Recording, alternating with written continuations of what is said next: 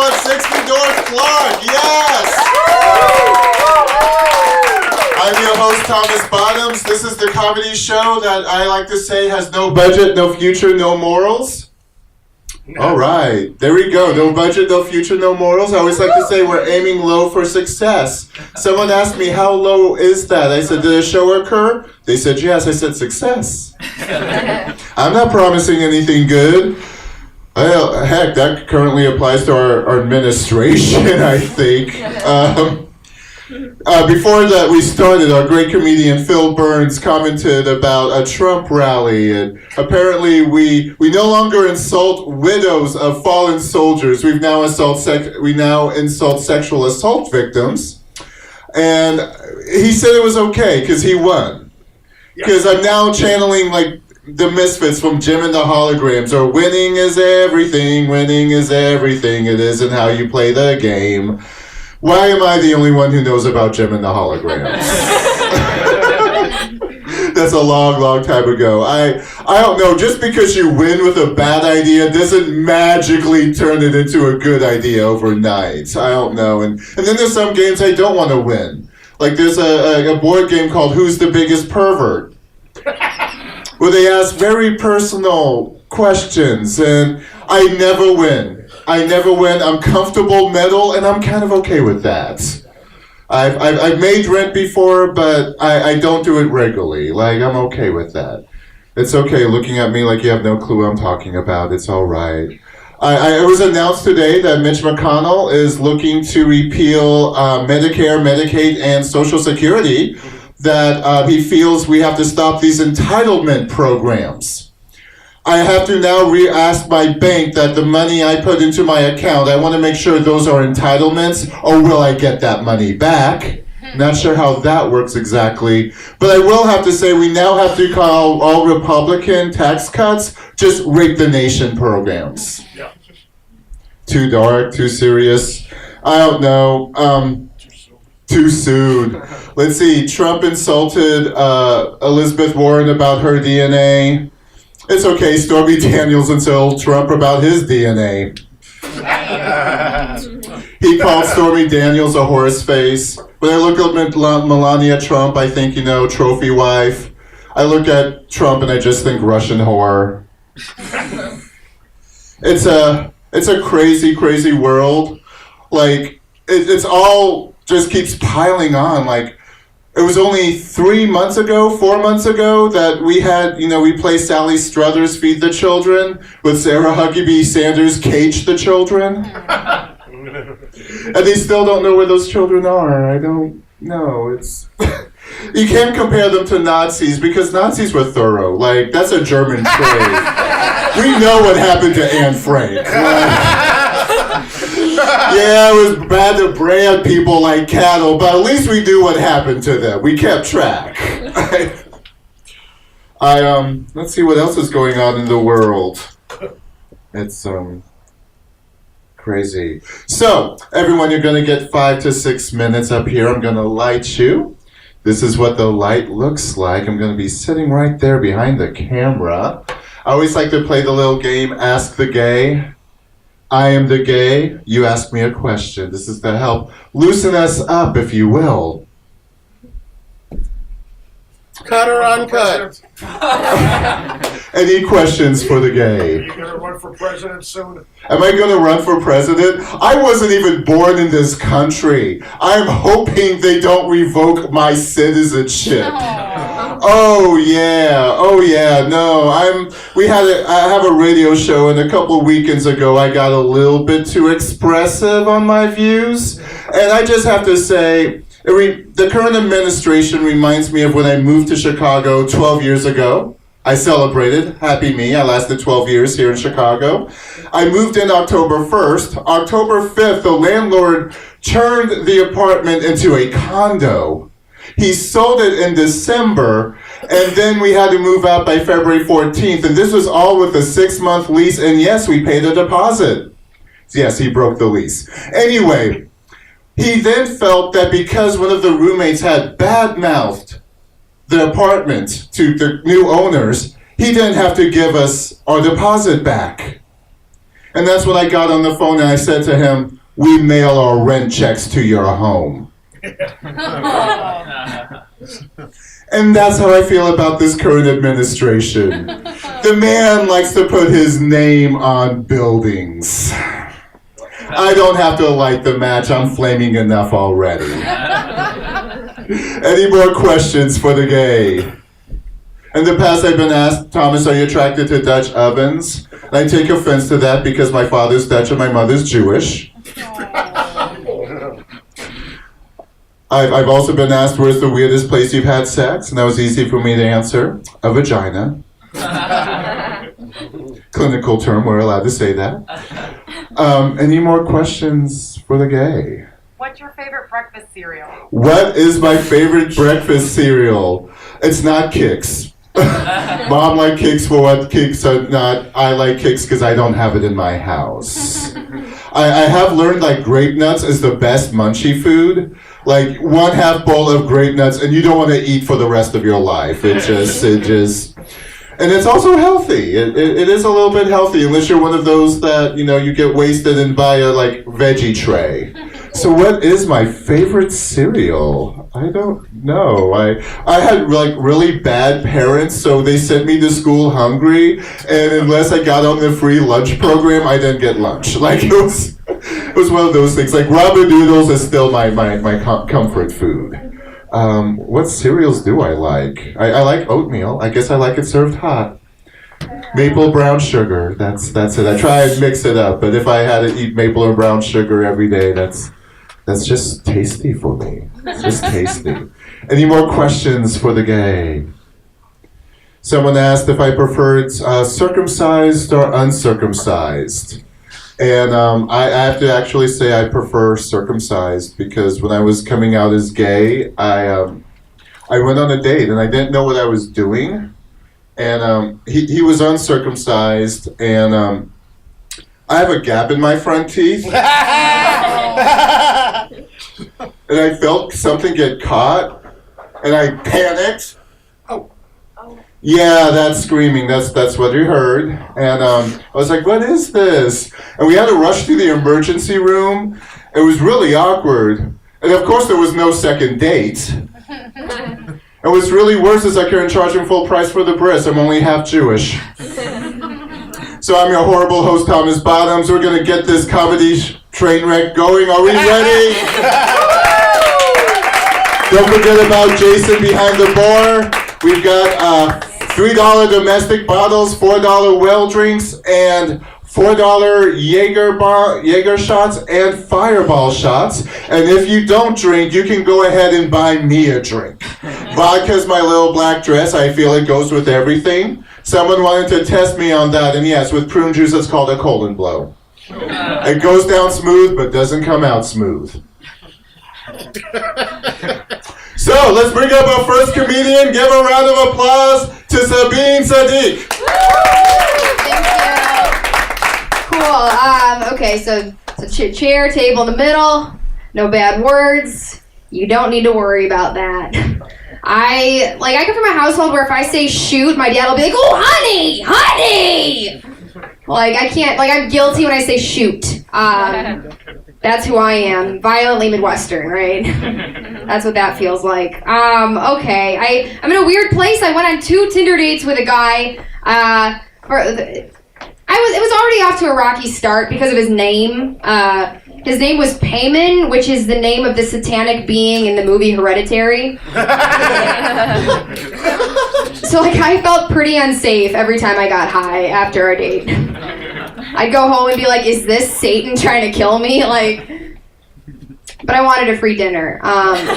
So we went out again. We wanted to get out again. And then after that, I was like, no, I'm not feeling it. I'm not feeling it. So I texted him and I was like, hey, I don't think I'm feeling it, and he asked me a million questions, but then we got to the end of it. And I was like, good, we're good. 2 hours later, he sends me a picture of a little baby boy. And then he says, hey, by the way, this is my son. And I was like, are you trying to prove that I made the right decision right now? And then he sent me another text after that. He was like, also, he's from my first marriage, which ended just a couple months ago. He was like, you break up with me, I'm gonna tell you why I suck. Alright? I'm gonna tell you why this is bad for you. It's like, thanks, dude. Like, I feel better. Like, this is just helping me. Like, I appreciate it. So weird. And then today I went to this coffee shop called Little Beans Cafe. I don't know if you guys have heard of that. I was like, oh, that sounds cute. So I go there, and it's like half coffee place and half play place. So, like, for kids, like, there's a sign when you walk in, it's like, take off your shoes before entering, and I did, and they're like, that's for the babies, you're an idiot. Keep them on, like,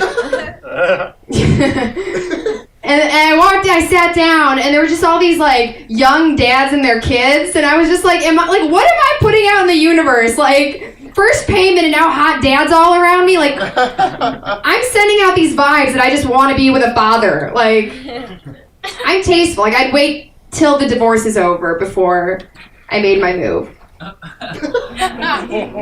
My friend told me that, like, yesterday. She was like, Sabeen, I can really see you as, like, a really good second wife. Yeah. Complete seriousness. She was so serious about it. I was like, dude, you're right, Carly. I would be a good second wife. I don't know why. Like, I don't know. I mean, I'd be good financially. You know what I mean? Like, I'd be like, honey, let's just go to Goodwill, okay? Like, that's who I am. It's very like, right now, I'm wearing these boots and the sole fell off, so it's just wood. Just like wood. I've been slipping everywhere. And I still won't buy new shoes. Like, I mean, like, these will have to fall apart and super glue would have to stop working for me to buy a new pair. That's where we're at. That's how I feel about things. I've been thinking about my past a lot. Like, lately, I don't really want to talk about it. Okay. So I'm related to white people, which has been a fun time. It's been good. It's like I have an older sister. I'm full Pakistani. I usually say I'm straight Pakistani, which is the weirdest way to say that. It's like I'm describing myself like a liquor, like straight whiskey, nothing, you know, like I'm straight Pakistani. Like, there's nothing. I'm not contaminated, you know. But my sister's contaminated with redneck. Yeah, our dad's Pakistani. Our mom is Vicky Sanders from Tennessee. She owns a donkey named Festive, and she makes deviled eggs. So I love her. You know, I love her so much. It's weird though. Like, I feel like my sister. She was like raised in Pakistan, but she looks Irish. So she's a bootleg white person. You know, you see her walking around, you're like, that one's defective. Like, she's got immigrant vibes, is what I'm saying. Like, she will go on Facebook and check into Pizza Hut, like, unironically. I don't care what color you are, but, like, as an American, you would not do that. Like, so, like, I'll, like, follow up and comment on it, like, you're so funny. It's so funny that you would, so ironic, right? Just to, like, save face in front of everyone else. Trying to, like, make my sister seem cool on the internet. Always trying to help her with that. But then she ruins it, because then she'll post a picture of her in front of her bathroom curtain thinking that's appropriate. Like, it's not a good background for a selfie. Don't. It's like everyone knows it's your shower curtain. Stop it. But it's an improvement, because before that it was very Bollywood, and my sister would just like stand like within a tree, just like that. I'm like, stop that, and then she's like, fine, curtains it is, you know. It's my sister. I love her. She's always trying to find her white identity, and I'm always the negative YouTube comments to that. It's been Christmas. She's like, that's what people that look like, that's what they do. I'll do that too. I was like, that's a different religion, Sabrina, but yeah, go ahead. Let's do this. Let's play this one out, all right? So, like, she's been doing Christmas, and, like, I feel like she's the kind of American that Macy's wants you to be. She just, like, buys everything. They're like, you know, every holiday thing, she's got it, like, 4 months before the holiday. So it's Christmas, and I'm like, this is confusing for my nieces, my little Muslim nieces. Like, if they ask me if Santa's real, like, do I give them the Christian letdown or the Muslim one? I don't know what to say. Like, am I like, hey, guys, you know, Santa's not real, or do I say, hey guys, Christianity's not real? So, just want to be a good aunt. I should get off on. I'll add one quick thing. My nieces are making me realize that maybe our genetics are just stupid. I guess maybe we are just a bunch of it. Like I was driving them around, and they're 9, and one of them's like, "Let's play Bad Baby," and the other one was like, "Okay, wah." And that was the end of the game. I was like, "Are you guys like? Is this?" Maybe it's your redneck side, yeah, I like to blame it on that. And I was like, guys, let's play responsible adult, okay? And one of my nieces is like, all right, well, how do you play? And I was like, let me do my 2011 taxes first, and I'll tell you. Anyway, thanks, guys. Sabeen Sadiq, everybody, give her a round of applause. Yes. Yeah. Sabeen, I'm pretty sure you'd make a great second wife. I firmly believe that. People ask me if my boyfriend and this is my boyfriend, Mikey Chip, right there. Yay, thank you. Someone's happy. Yes, I have been removed from the market. Everyone's happy about that. But yeah, his friends ask if we're going to get gay married, and I'm like, oh God, no, I look like I've been gay divorced 3 times. We both agree we want our relationships to end with us looking at each other and say, you know what, get out of my house. We don't need to end up in divorce court. Sabeen Sadiq, everybody. We're going to bring up our next comedian all the way from Wisconsin. Give a round of applause for Alex Aceves. Yeah!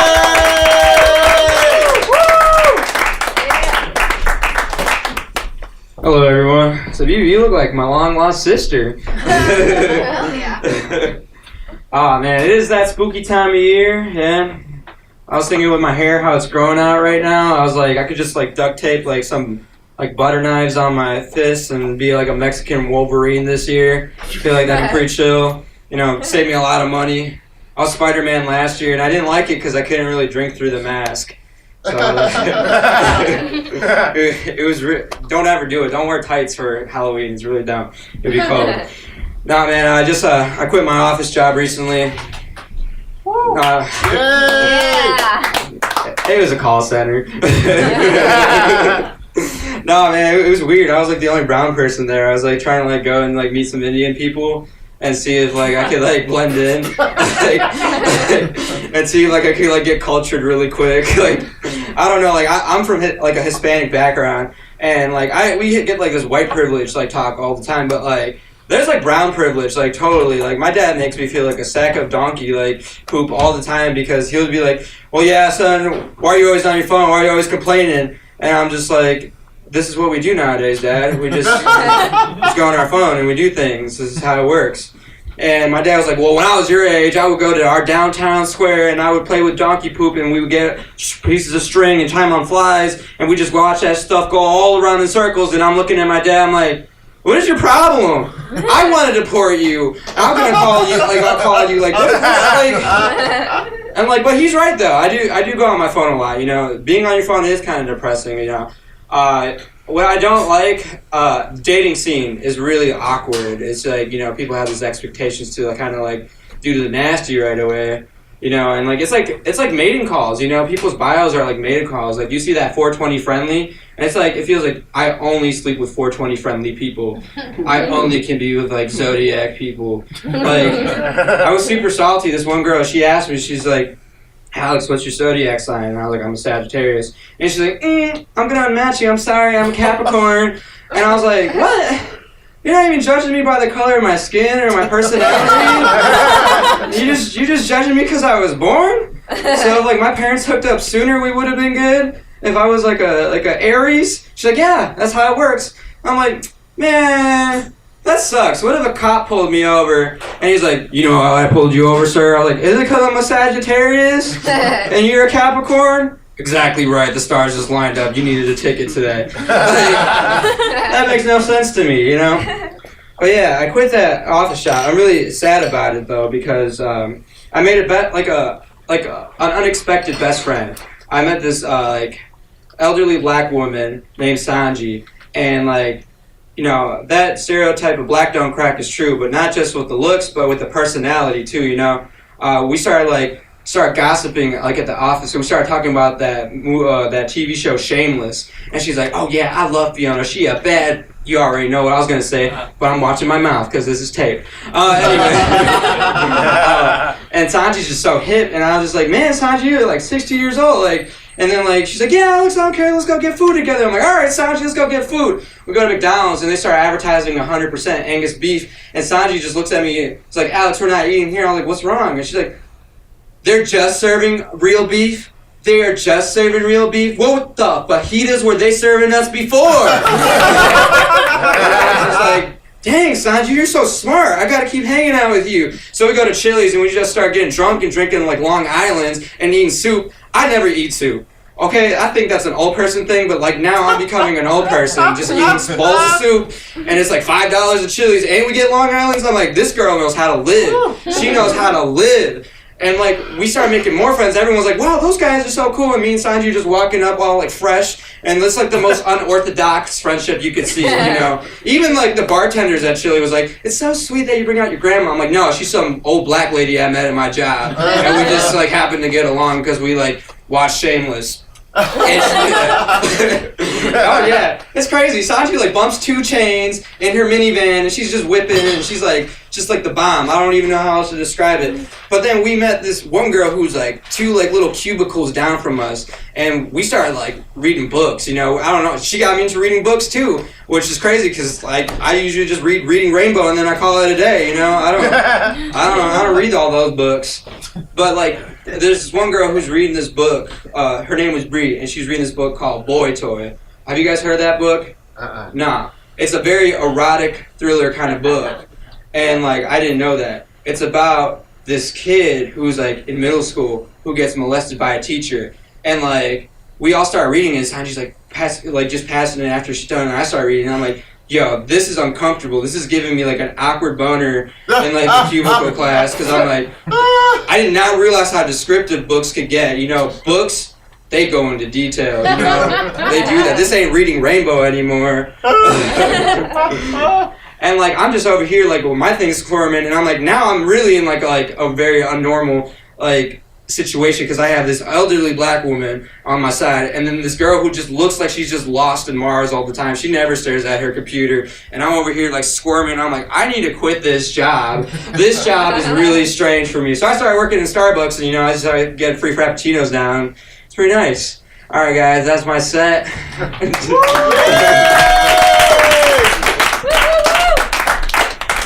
Alex Aceves, everybody, give him a round of applause. Yes. Alex, a Sagittarius, Yes. if you will. Yeah. My birthday's coming up. I'm a Scorpio. All right. And when they talk about Scorpios, one of my favorite descriptions of Scorpios was most Scorpios are murdered. Yeah, we're horrible people. It's okay. That's why I don't run for politics. But I'm not going to tell you guys my age, but I'm probably a little bit older than you think I am. But that's because black don't crack, and I got mine from injection. I don't know if that's where we are today. All right, Alex Aceves, everybody. We're going to bring up our next comedian, Nick Ryback. Oh, hey, look at that. Here I am. What's up, everyone? Thank you so much. So, I'll let you in on a little secret. I was making love the other day, and it was going good for me, you know? It was going good for me. Until she told me, yes, Nick, go harder. Yes, Nick, go deeper. Let me tell you something. When a girl tells a dude to go deeper, all she's saying is, hey, get a bigger penis. Now, as the owner of said small penis, that's something I hear often. And all that tells me is, hey, if you want to pleasure me, make that thing grow some more. And that's not something I can do at the ready, you know? So I gotta start dating deaf girls. Because they can't tell me to go deeper. They can just sign it, you know? But by the time they're on their second E, I'm already done. You know? A lot of comedians have a struggle. A lot of comedians have a struggle.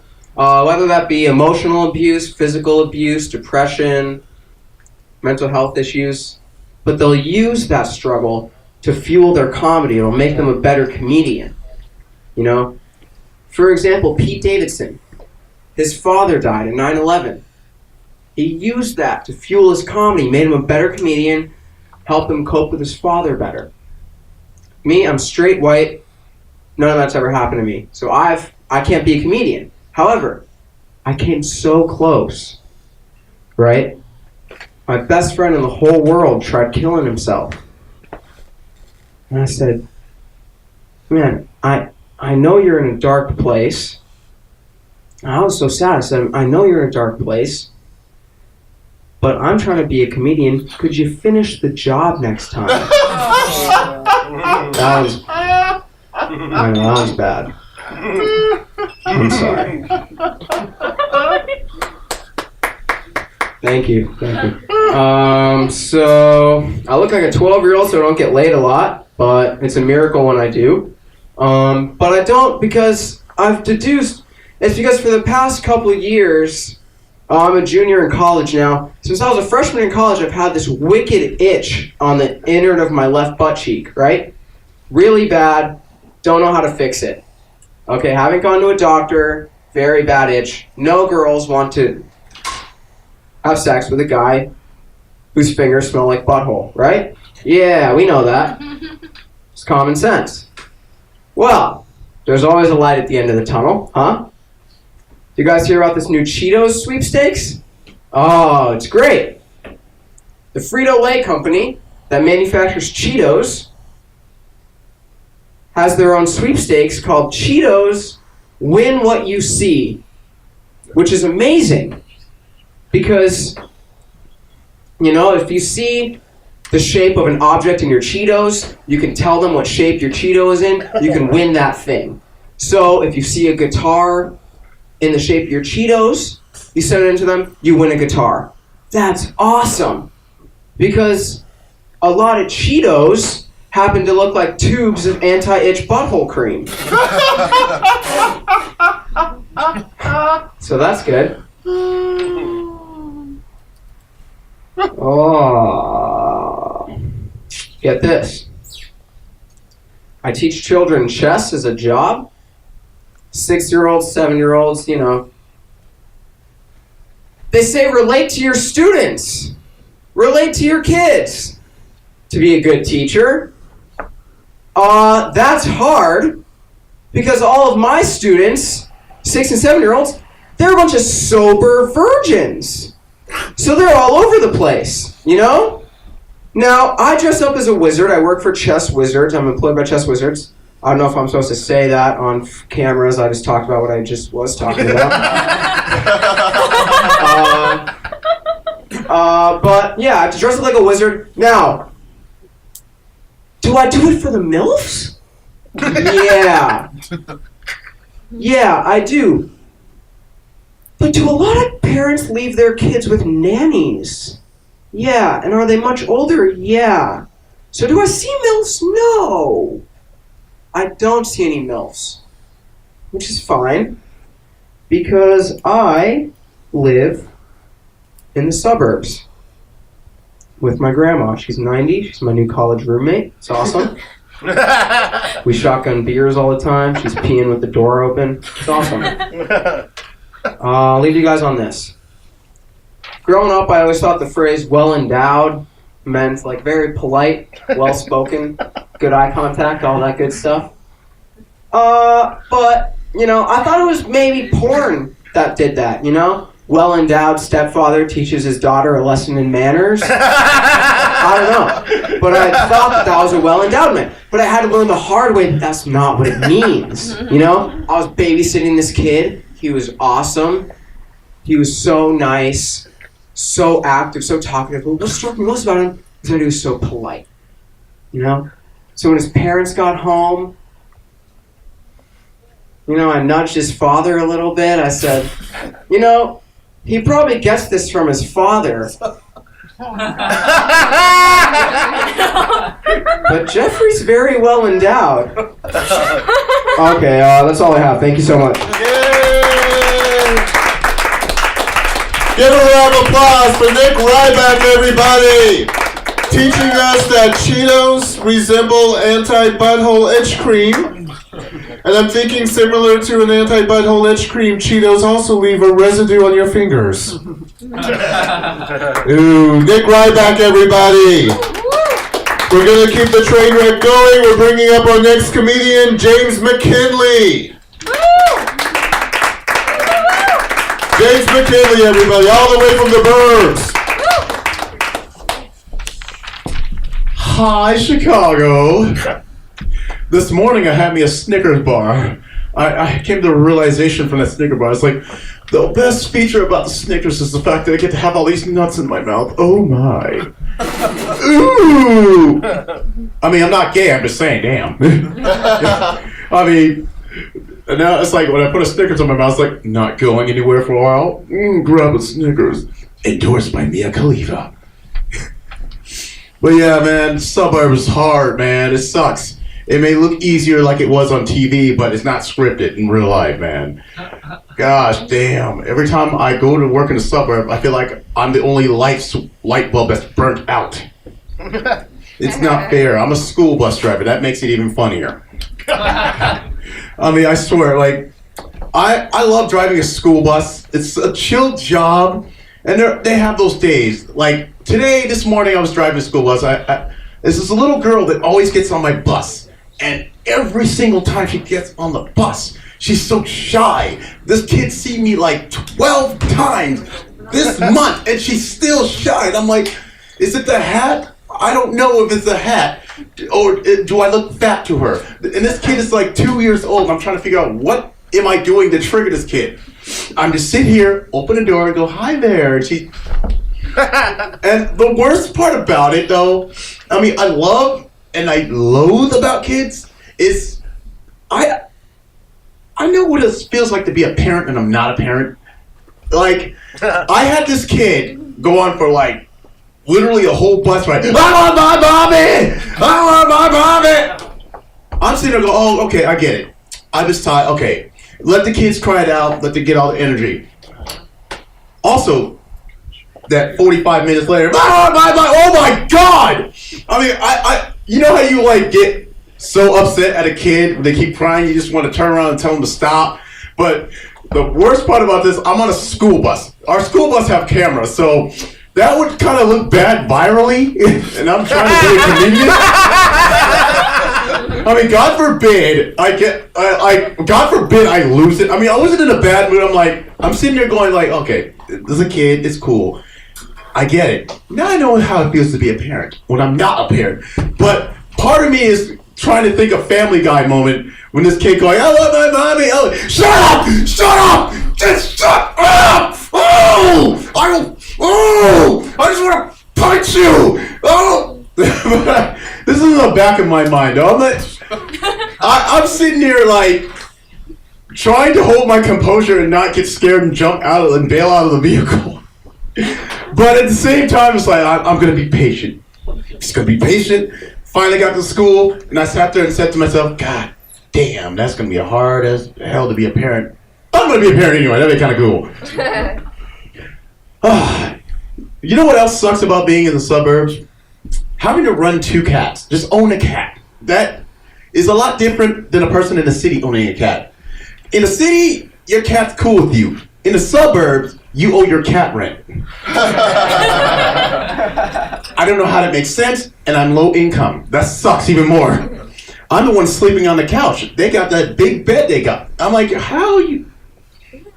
I mean, I think the cats secretly like embezzle money, because every gosh darn time I go and check money for gas, I have like $12 left, and I'm like, okay, I usually put 30 in the tank.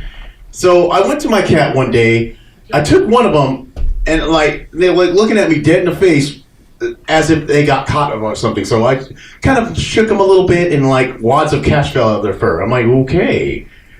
Right. Right. I mean, right there, guys, that was kind of a metaphor of how bad my life is sometimes. I'm trying to roll with it and trying to cope. I feel triggered. I mean, hashtag me too. I've always wanted to be a gynecologist, but I wanted to be a comedian at the same time, but I thought about it. It's like, humor and gynecology don't necessarily mix. Because, I mean, God forbid I be one of the handsome doctors. And I'm working on the next patient. The next patient, please come in. It's like, hello, I'm Dr. McKinley.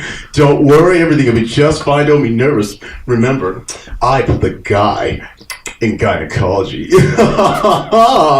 Woo! Don't worry, ladies. I'm good at making split decisions.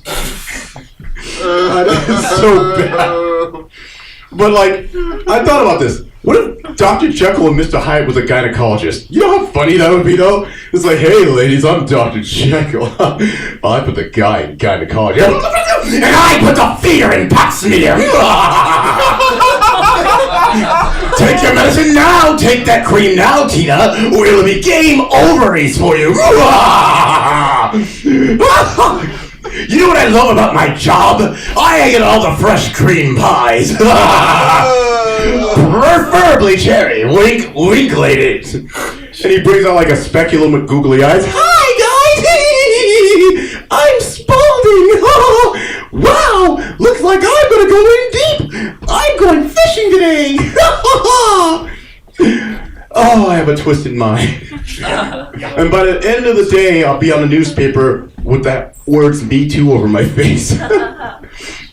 Shoot, I mean, it's hard being a guy, though. I feel personally it's hard being a guy because of all the Me Too movement stuff going on. I mean, I like it and I hate it at the same time because Bill Cosby is the first African American to get Me Too'd. That's discouraging to black guys. I'm not trying to make it a race thing, but God, it sucks when you think about it. Then I thought about how Chappelle said, don't be the first for anything. God damn it, Cosby.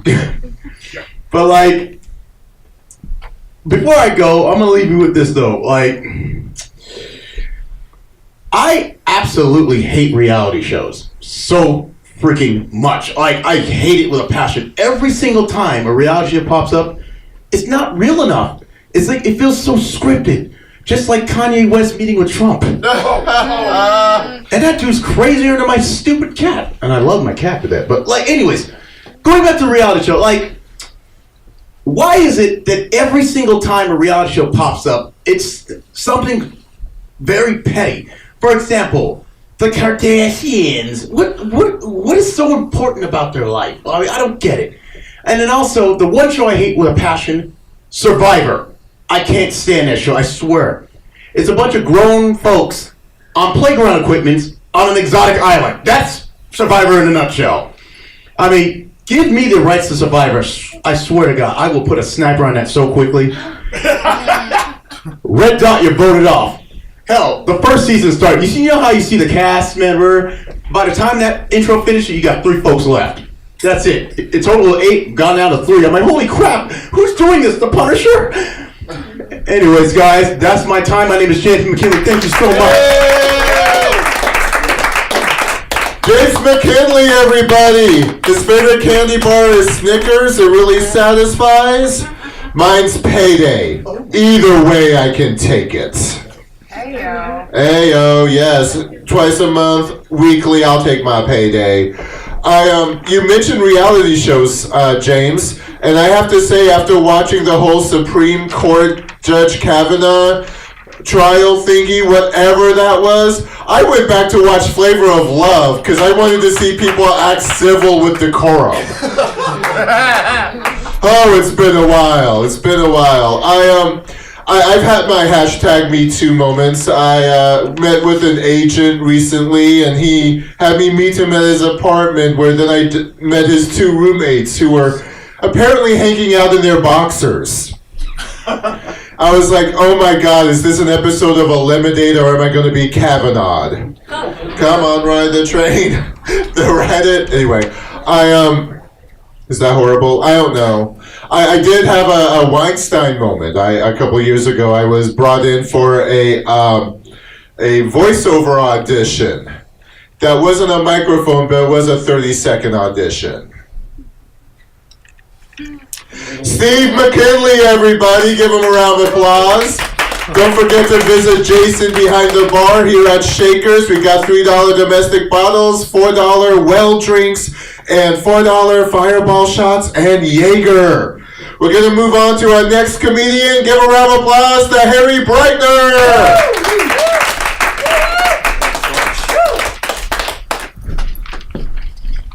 All right, so no swearing on this show. I can handle that. I've never been on a show that followed strict FCC regulations, so this is fun, a little milestone for me. I've never been on a show where we all seem to universally agree that the Trump administration is careening us closer and closer to fascism, but we still have strict respect for government censorship guidelines. That's the first time I've ever been on that show.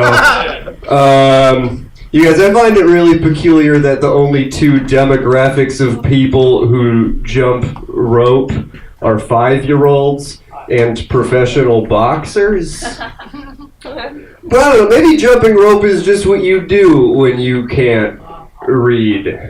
I had a weird interaction with a 5-year-old the other day. I walked outside of a Barnes & Noble, which probably looks on brand, and I walked outside of this Barnes & Noble, and this little kid came like running right in front of me, just like cut me off in my path, right? And then his mom came running down right after, right? She's like, honey, I didn't catch what the kid's name was, but it was like Braden or Jaden or Bin Laden, one of those names. And she was like, honey, you can't just run away from me like that. We don't live in a small town anymore. You can't just run away from me. And then she looked at her kid, and then she sideswiped eyes with me and looked back at her kid and said, there's scary people here. Which I don't think is fair, because I don't think I look scary. I think if I look like anything, it's gentrification. Like, I look like I have a recipe for homemade salt. I look like I've got a YouTube playlist of impressive Scrabble moves. One of my coworkers just had a baby. Not on purpose. I work at a restaurant. And, she came up to me after work, and she was like, "Hey, do you want to go get a drink after work?" And I was like, "Oh, cool. Did you get a babysitter?" And she was like, "No, taking the baby with me. I can't leave my baby with just anybody." Which I thought was a really weird thing to say, because like, you've been a mom for like 3 months now. It's like leaving your baby with just anybody is what the universe did to you when it gave you a baby. How I feel about it. So you guys, like 2 months ago in Washington, D.C., there was a Nazi rally, but only like 6 Nazis showed up. Isn't that great? Isn't that lovely? Only 6 Nazis showing up to Nazi rallies now? It makes me feel, as a Jewish person, I feel very good that the Nazi numbers were dwindling at those rallies. I feel like metaphorically you could say that the oil is running low in their tiki torches. The irony, of course, being if they had just been a little nicer to us Jews, we could have shown them how to make the oil last in those torches for like 8 more days. A lot of people think we should punch Nazis. Maybe we should, maybe we shouldn't. I'm not sure. I don't know the answer to that question. I do think that we should tickle Nazis, because nobody likes being tickled. Right? You know, it's very difficult to convince people that you're a genetically superior master race if you're literally brought to a shaking tremble by the gentle caress of wiggly fingertips. You know? If you get one Antifa guy to tickle a Nazi, I promise you that's going to be on the cover of every newspaper in the country. No, I promise you. We control the media. I can make that happen. But you guys, it would be so easy to tickle a Nazi, too. Like, they're constantly exposing their armpits. You know, that one usually kills. All right, let's go. I kept chanting in the streets, Jews will not replace us. Well, yeah, we go to college. Your jobs are being replaced by robots.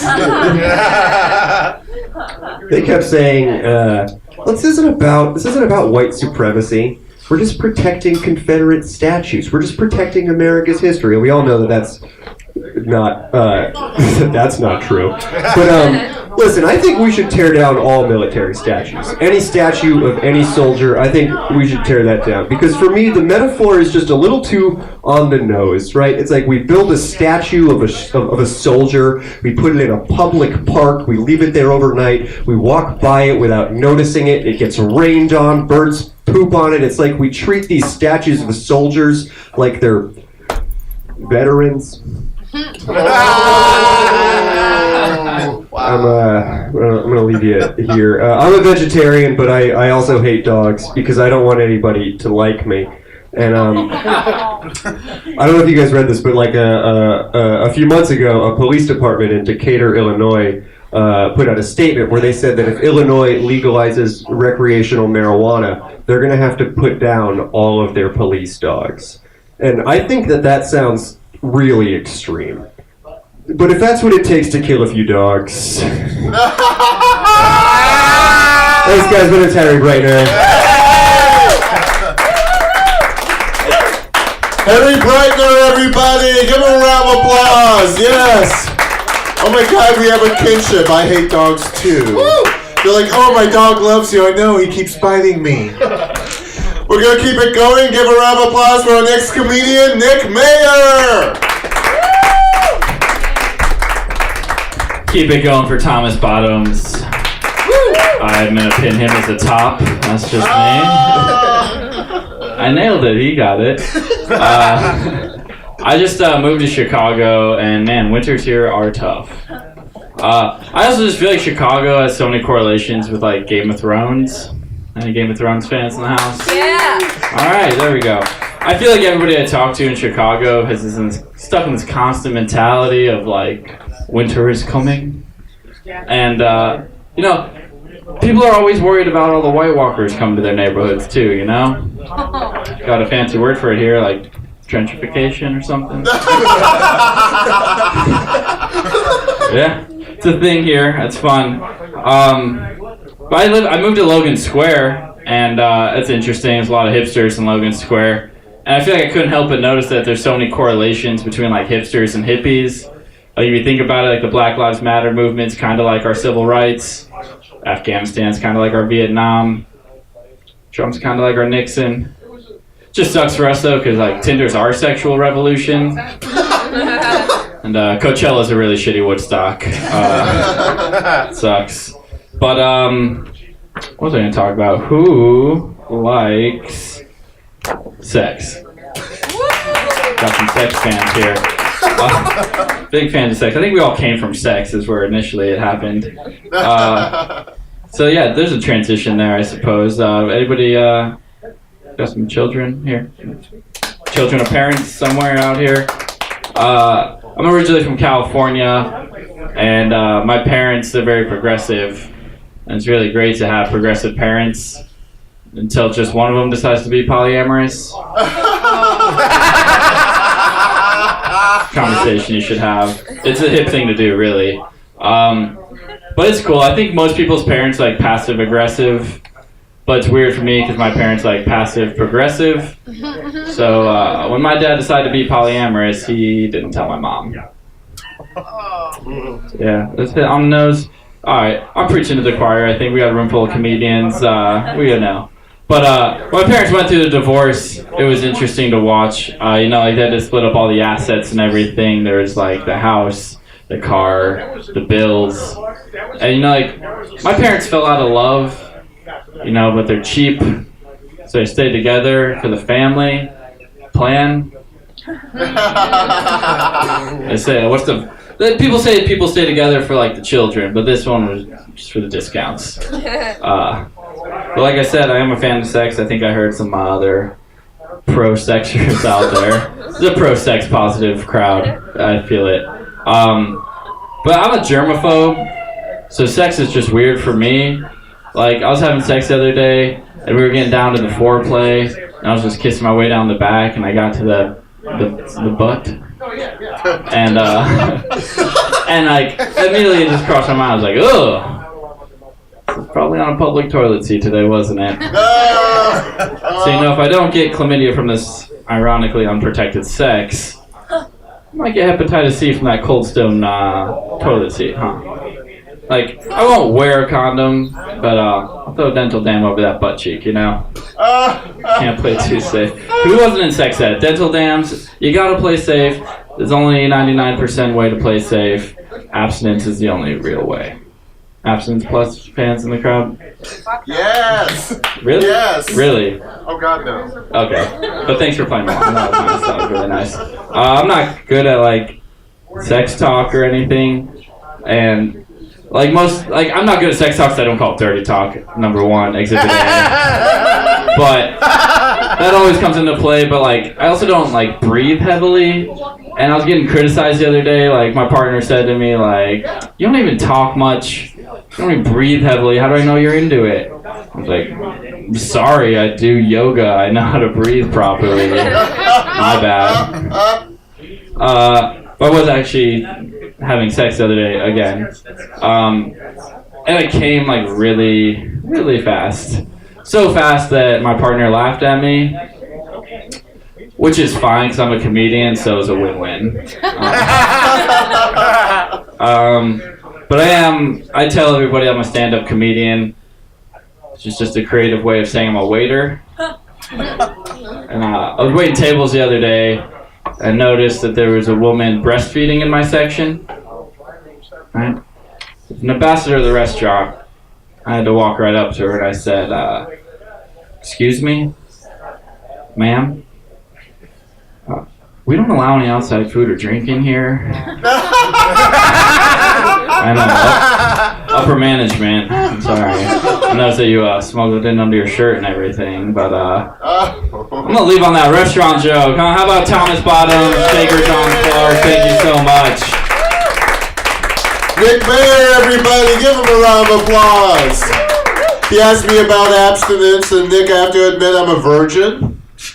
I am. I'm a firm believer. If it isn't good, it doesn't count. But after a couple decades in the business, the problem might be the product and not the clientele. Our next comedian, give him a round of applause, Steve Springer.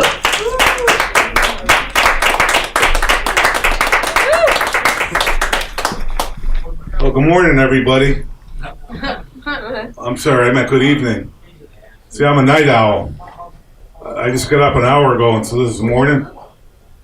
Or my night owls. I don't know about you, but I can't get anybody to take my calls at 2 a.m. Not that they're happy to take them at 2 p.m.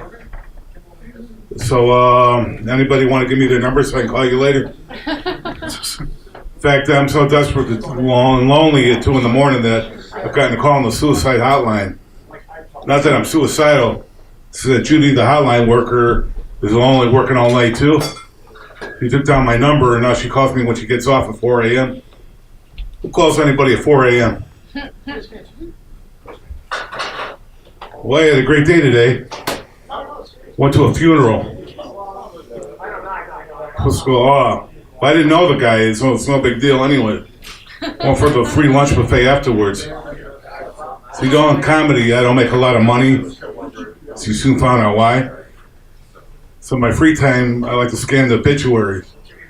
You know, if I'm in the mood for Chinese food, I look for names like Wang or Chong. If I'm in the mood for Italian food, it's Russo or Rizzo.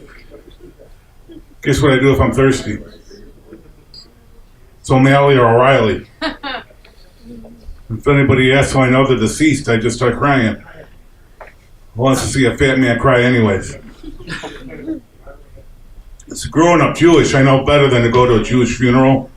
Food's horrible. Catholics put on a much better spread. The only thing is you'll starve to death after going to the cemetery and the funeral and all that.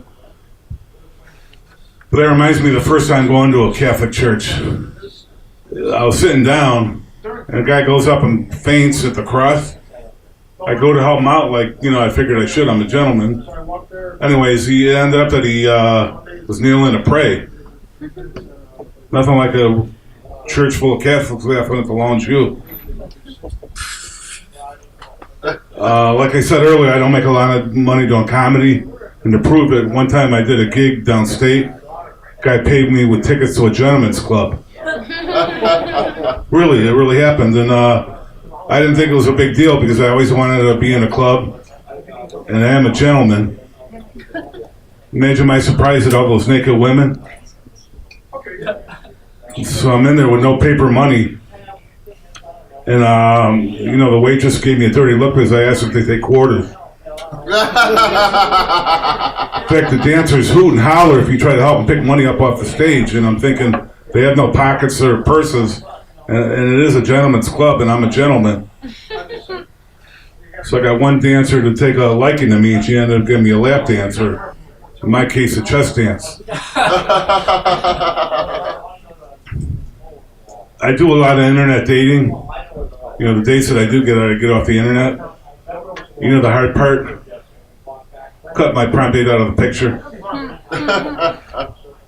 I don't get hardly any second dates, and I think I figured out why. First dates. Thanks, Thomas. Apparently I changed a lot since 1982. I'll tell you about some of my weird experiences on the internet. Recently, this hot Latina approached me, 32-year-old hot Latina. And there had to be something wrong with her if she's interested in me. Anyway, she invites me over to her house for drinks, conversation, and who knows what else.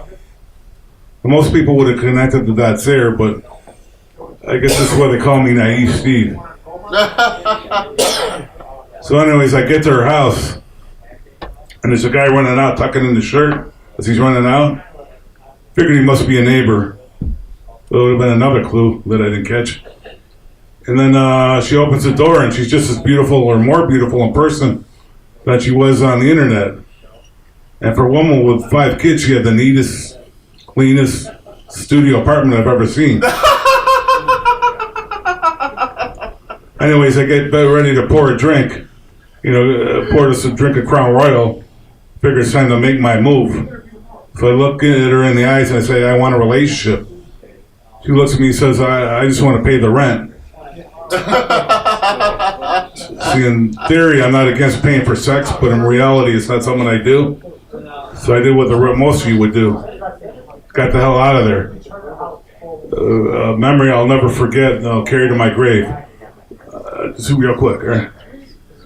Running down the street of Roosevelt Road in Cicero, being chased down by a hooker, lowering her price. She's like, I'll take 200, or I'll take 150, I'll take 100. If I had been in better shape, I could have talked her down to nothing. Thanks, you all been great, and I'm Steven Springer. Yeah! Steven Springer, everybody, give him a round of applause. We're going to keep this train wreck going. Our next comedian is Jeff Brumfield.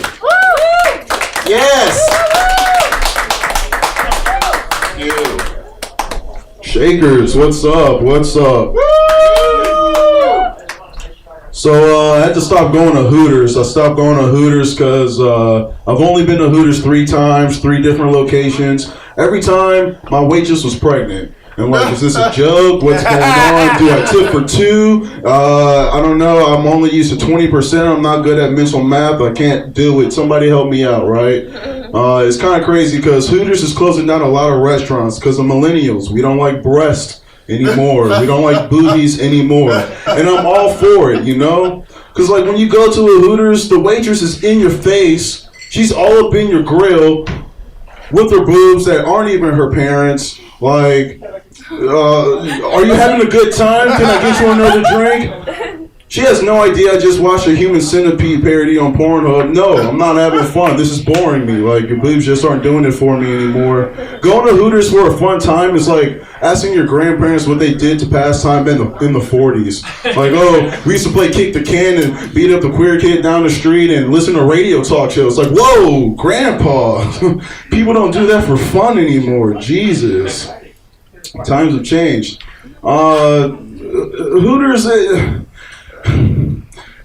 can't deal with Hooters because like neither can millennials. All right, because when you go there, like I understand why people stopped going there because like back in the early '80s when Hooters first became a thing, boobs were elusive. You had to go on a mission to find some boobs. Okay, you had to go to a movie, like pray for a nip slip or pick up a magazine or like go to a strip club, and it's like a theater. Who wants to sit in a crowded theater with sticky seats? Gross. A magazine. Who wants to pick up print media? Jesus Christ. And whose idea was it to put boobs in between these great articles? Like, I'll never know what happens in that Jimmy Carter article because all the pages are stuck now. In strip clubs, I can't do strip clubs. Last time I went to a strip club, weird stuff happens. I went to a strip club, walk up to this lady, she's butt naked. I said, hey ma'am, because you know, the strippers are people. I said, hey ma'am, where's your guys' bathroom? She looked me in my optical receptors and said, I don't work here. And then just walked away. Like, I don't get it. Strip clubs aren't for me. I just started peeing right there because obviously this place has no rules. But yeah, like breastfeeding in public. Anybody a fan of that? Yeah. I'm a fan. I'm for it. Like, I think the only people that don't like breastfeeding in public is like Fox News and anyone born before 1981. And I think I know why. It's not because breastfeeding is the problem. It's because old people are sexually attracted to baby food. Because I thought about it, and I've never seen my dad stand up right after a Gerber commercial. And I thought, oh, I'm on to something. All right. Okay. I have a really white name, Jeff Brumfield. A really white name. People always ask me, are you a Norwegian? No. No, I get it all the time. People are like, Brumfield, is that Norwegian? Is it German? I don't know. I like to mess with people, so I just say, how am I supposed to know? It's my slave name. What do you want from me? My name is so white. My full name is Jeffrey Scott Brumfield Jr. There's two of us. My name is so white, the IRS pays me. Right? My name is so white, a traffic stop ends with a survey about my customer service experience. You know? My name is so white, people just assume I brew IPAs in my garage. I have a super white name. More about myself, I'm broke. Anybody else here broke? Make some noise. Yeah, broke people unite. But I'm saving money now and I'm using technology. Except when I say technology, I mean the self-checkout at Walmart. And when I say saving money, I mean I've been stealing thousands of dollars worth of stuff from the self-checkout at Walmart. You know? Because, you know, the Waltons, they're so rich. They're super rich. They don't need any more money. Screw them. There's more to that, but I can't swear, so I'm going to just dump it. I hate how people say you shouldn't, like we tell kids you shouldn't do drugs. Don't do drugs, kids. I don't think that's a good message. I think we should let the kids do drugs. Teach them a lesson about how drugs, like, extremify your personality. They just take who you are and make it grander. Like, I have friends who say they can't do cocaine because it turns them into an a-hole. I'm like, no, dude, you're just an a-hole. That's not cocaine stuff. Albert Einstein loved cocaine, and he gave us relativity, gravitational waves. What I'm trying to say is, maybe some people gave a little bit of thought into eating another person's face. I think it's time to destigmatize bath salts. That's my message. See you. Yay! Jeffrey Brumfield, everybody, give him a round of applause. Yes. See, I'm too vain for hardcore drugs. Like, cocaine is like, oh, it's great to do. The whole next day I feel awful and then I look like hell for a week. It's like I'm too vapid. It's okay, it keeps me from doing meth. I mean, side effects of meth is you get really bad skin. Well, my nickname in high school was Freddy Krueger. I still have acne breakouts, and as we've discussed, another side effect of meth is you lose your teeth. And well, we discussed at the beginning of the hour of like, I have a gapped teeth. There's already people I can't date. Jeffrey Brumfield, everybody! Yeah! Don't forget, Jason's behind the bar here at Shakers. We got $3 domestic bottles, $4 well drinks, and $4 Jaeger shots and Fireball shots. Someone did buy me a drink, but now my glass is half full because we're trying to be positive. So hopefully other people will make me positive too. I need to rephrase that. Let's bring up our next comedian. Give a round of applause for Ahmad Daniels. Man, okay. So I want to start by saying, first off, if you want to be a gynecologist, you should probably not be a gynecologist. Like, I feel like that probably has to be like a calling in life, or either that, or you want to be a surgeon and things didn't work out. So you got to check yeast infections. All right. So I don't know, man. I've been having like a weird year. Like my car died. So now I'm back on CTA, and that is the worst, man. Like, people try to make you feel better about it. Like, this dude, I was at this bar, it was like 3 a.m., and this dude's talking to me, and he's like, man, how you getting home? And I was like, I'm taking the bus home. And he's like, man, there's something real therapeutic about taking the bus home at 3 a.m. And I was like, there's nothing therapeutic about being broke. There's a dude doing karate on here. Like, this isn't fun for anybody. I fell asleep on the train. It was like 3 a.m. and this dude woke me up and he's like, dude, you can't go to sleep on the train. And I was like, oh, okay. And then he proceeded to lay down and say, wake me up before you get off. And this dude just turned me into his alarm clock. Like, I can't stand it. I really can't. I don't know, man. It's I do want to go see that movie Venom a lot. I'm a big fan of Spider-Man. Anybody else here a fan of superheroes? Yeah, Spider-Man is probably my favorite superhero. There's a movie, there's like an animated one with like a black Spider-Man coming out. And I don't know, man, people are like up in arms about everything. Like, you'll hear these dudes and they'll be like, Black Spider-Man, that's gonna ruin my childhood. It's like, first off, that sounds like an okay childhood. And two, that's gonna ruin Spider-Man's childhood, not yours. Like, he has to deal with the villains and the police. Not a fun time. Yeah, it's not a fun time at all, man. It is a weird time to be like nerdy though, because video games, I grew up playing a lot of video games, and they've changed for the worst to me. Like, they have become work. They have all like these real world problems in them now. Like, I'm playing Madden and I got to deal with like racial tensions. This is a lot, man. I just wanted to play some football. I'm like playing a game and the first 15 minutes with me pushing a car. Like, this is just my real life. It's like, what are we doing right now? Can't stand it. I don't know, man. We're in this is Boys Town, right? Yep. Yes. Yeah. This was the first time. This year was the first time I'd ever seen the Pride Parade up close, and it was surprising, man. It was like the only word I can use is intense. Like, I got off the train. And it was like I had walked into like gay Mad Max. It was like chain link fences everywhere and just like black women who looked just like me with better facial hair. They're like fighting the police, and I was like, man, I gotta get out of here before they mix me up with one of these ladies. I used to have dreads, and I used to have all these people. I used to get mixed up with a woman all the time, man. They used to mess me up. And like, this one dude, I remember he called out to me while I was on my bike, and he's like, yo, baby, you should come upstairs. And I was like, hey, man. And then he's like, oh, you should come upstairs. Like, there we are. It's all types of weird stuff, man.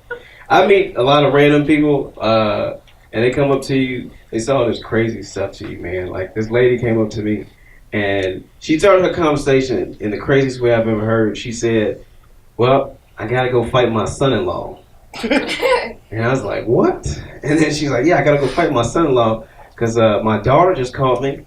She says that she has diabetes. And I was like, I don't even know how this is connected. So I was like, what happened, lady? And she's like, well, she didn't have that before she started messing with him. It's like, lady, that's not how diabetes works.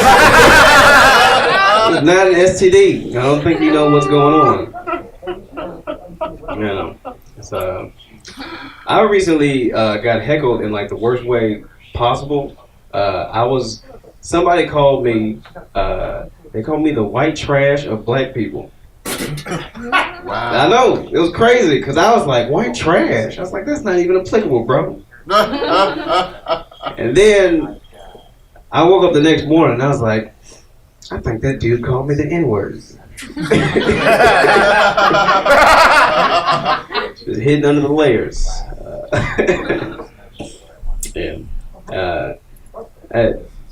I'll end with this. This is just a little one-off joke. You guys know, this is pretty bad. Do you guys know about the black hockey player, Ray Emery? Yeah, right. He died recently. And he died, man. But the messed up part is how he died. Because he was a black hockey player, and he died of drowning. That's flying too close to the sun. Alright, that's my time. Give a round of applause for Ahmad Daniels, everybody. And I have to commend you. I commend you for going to Gay Pride Parade, because I tried to go last year. I put on the typical Gay Pride outfit. That's when you take off all your clothes and put on body glitter. And I was like, wow, this outfit looks old and a little used. Our next comedian coming to the stage, he's doing a fundraiser here at Shakers. Friday, November 9th. He's looking for comedians. Make sure you give him a call. Phil Burns! Thank you, Thomas. So how's it feel being 40?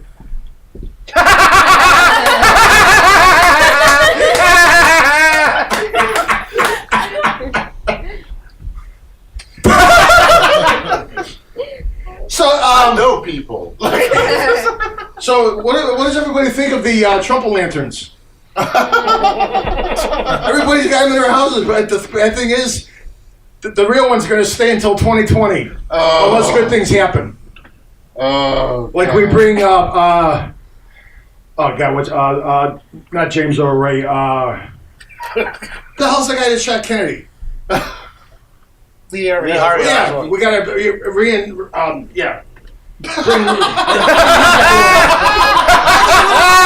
Hey, you know what? Screw you guys. I'm twice as old as most of you. Okay, I have a right to be forgetful. So don't even go there. The only things I remember is eating salad. Where's the dude that was talking about only old people eat soup? Why did he say? I mean, I eat cheeseburgers as quick as I can find them. I'll have a steak once in a while. If I eat soup, there's a whole box of saltines in it. I don't like soup. I gotta have something like a chili. Chili's a soup too. I don't know. It is. It technically is a soup, but I don't like soupy soups. I have teeth. They're my own. Except for one. It's a bridge. But I was thinking a lot. Make sure you vote in 21 days. The elections, midterms are coming up. One of the things on the ballot is legalizing marijuana in Illinois. I voted. I'm not telling you what I voted or who I voted for. That's my business. But as soon as it passes, I will be puff passing. Yeah! But the thing about pot is, how is it considered a performance-enhancing drug? I mean, NFL players, basketball players, baseball players, when they get tested and it's found in their system, they're suspended. It's not a performance-enhancing drug unless you're standing at one end of a 100-yard runway and there's a giant Hershey bar at the other end. Yes, then it's performance-enhancing. But, I mean, seriously, the one competition, if it's on ESPN, it's sports. It's a sport. Just like the spelling bees on ESPN. No, that's not a sport. That's showing kids how smart kids are. And most of those kids look like they eat too many sugary foods. The one competition where they should check you for pot is the food eating contest. I mean, seriously, how many hot dogs did that dude eat this year? And it's not the little Japanese dude, it's an American dude. He ate like 82 hot dogs in 10 minutes. Yeah, that's more than Lyndon Lovelace could deep throat. Oh! Wow, you know who Linda Lovelace is. Yes. Ooh. Well, I guess it's because they said deep throat. And another thing that, to go off subject, which I like to do a lot, I had my DNA test done this year. I know a lot of people I know can't take the DNA test because they don't know how to spit.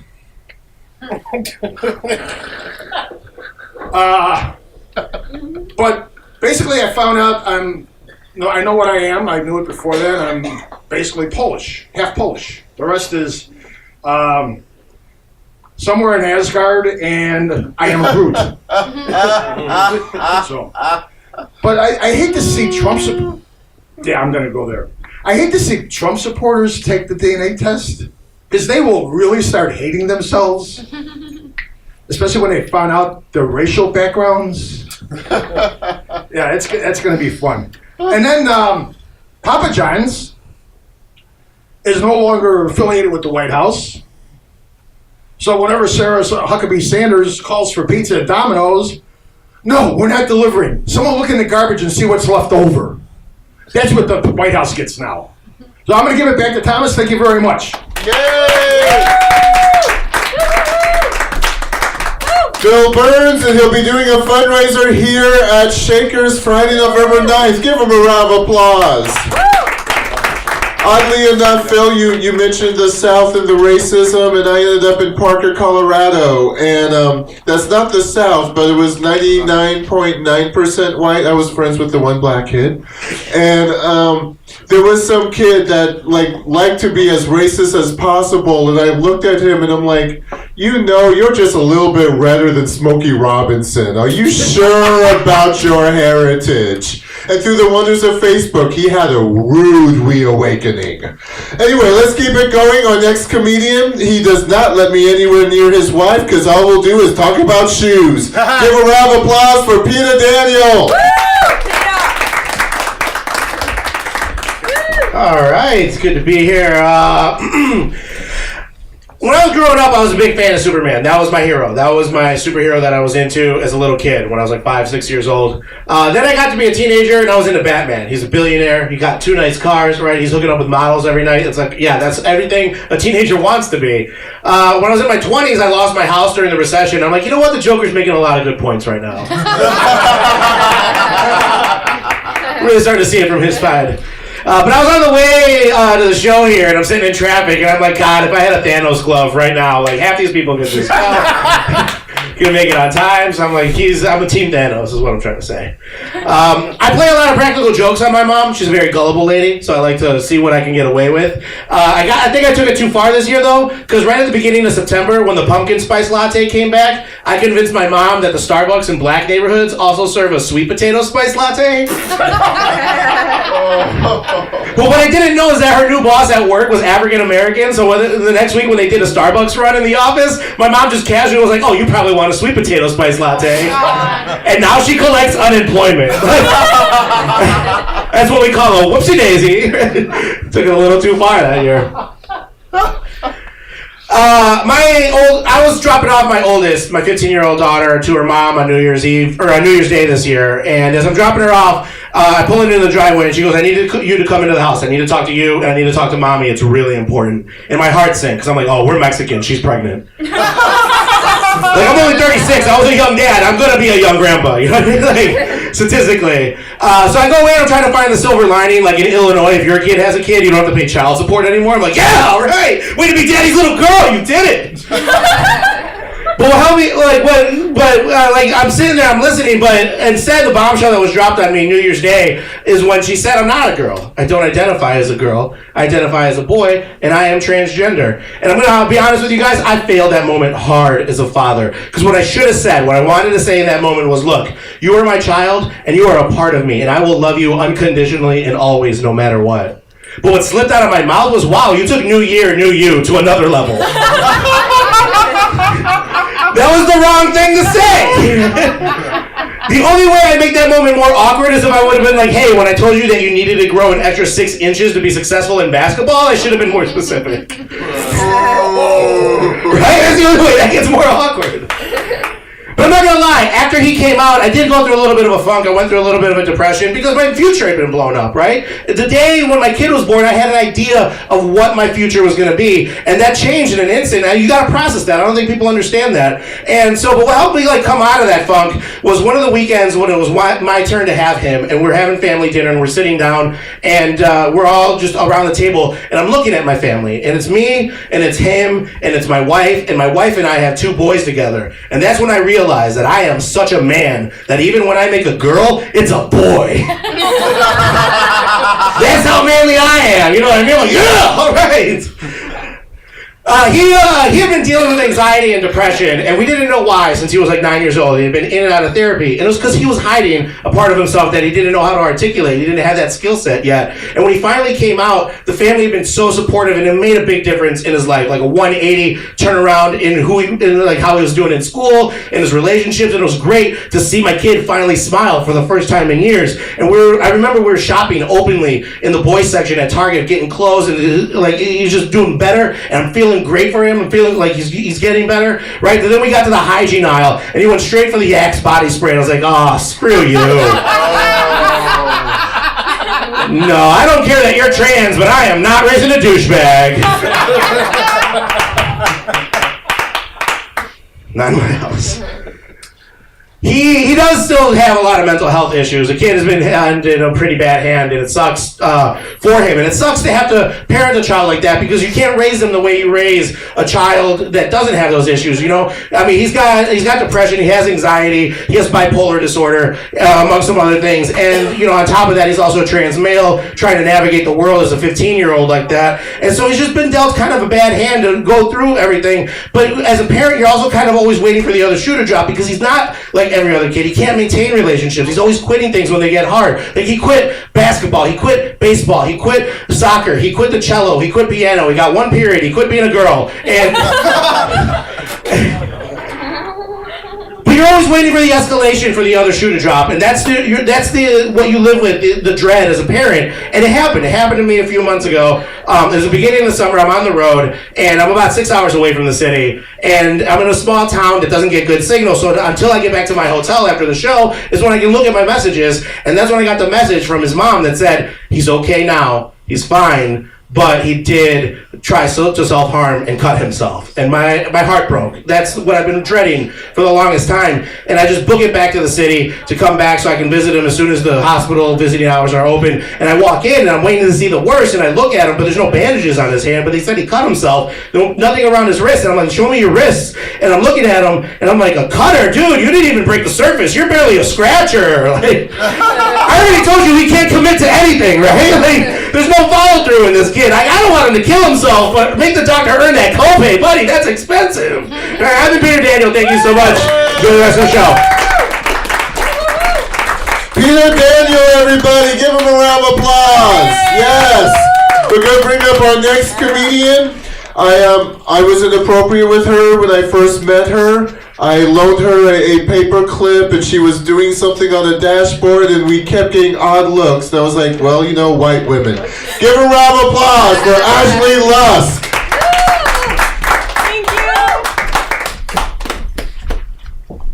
I'm not going to acknowledge that.